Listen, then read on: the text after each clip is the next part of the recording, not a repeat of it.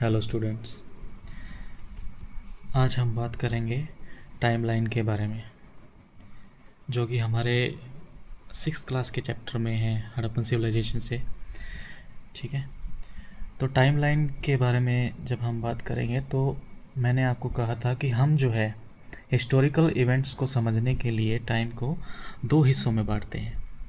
ठीक है, और जो कैलेंडर हम लोग फॉलो करते हैं उस कैलेंडर का नाम है ग्रेगोरियन कैलेंडर। ठीक है, ग्रेगोरियन कैलेंडर के अकॉर्डिंग हम जो है टाइम की स्टार्टिंग मानते हैं ज़ीरो से। और ये ज़ीरो क्या चीज़ है? इस ज़ीरो को हम मानते हैं जीसस क्राइस्ट के जन्म से। यानी कि हमारा जो कैलेंडर है वो शुरू होता है जीसस क्राइस्ट के जन्म से। यानी कि हम इस कैलेंडर में ज़ीरो को यहाँ से कंसीडर करके 1, 2, 3, 100, 400, 500 इस तरह करते करते हम लोग आज कौन सी ईयर में है?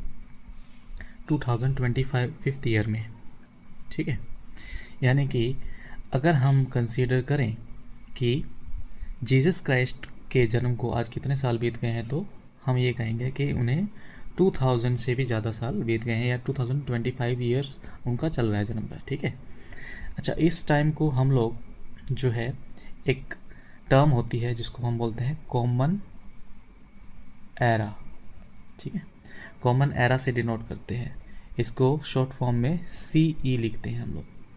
अच्छा, अब जीसस क्राइस्ट के जन्म के टाइम पे तो जो है मान लो सिविलाइजेशन शुरू नहीं होगी, उससे पहले भी जो है लाइफ चलती होंगी या सिविलाइजेशन रही होंगी, इंसान रहे होंगे, तो उस टाइम को हम जो है बैकवर्ड फॉलो करते हैं। ठीक है, इस तरीके से। और यहाँ पे इन्फिनिटी तक है, मतलब कि यहाँ पे हमें पता नहीं है कि कितना पीछे, बस हमें ये पता है कि जो भी हमें टाइम चाहिए उसको हम कंसीडर कर लेते हैं। जैसे हम मान लो बात करें कि अशोक जो एक बहुत ही पावरफुल किंग था पुराने एंशियंट इंडिया में।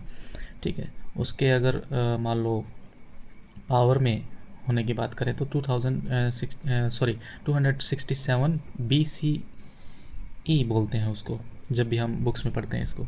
तो BCE का मतलब क्या हुआ? देखो यहाँ पे इसका टर्म है ये before common era. Before common era, इसको इस चीज़ से डिनोट करते हैं।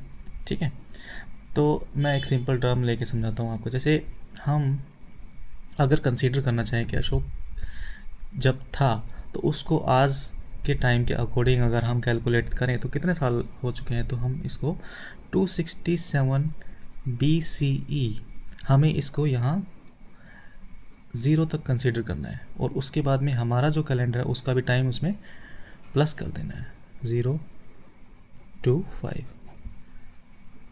ठीक है,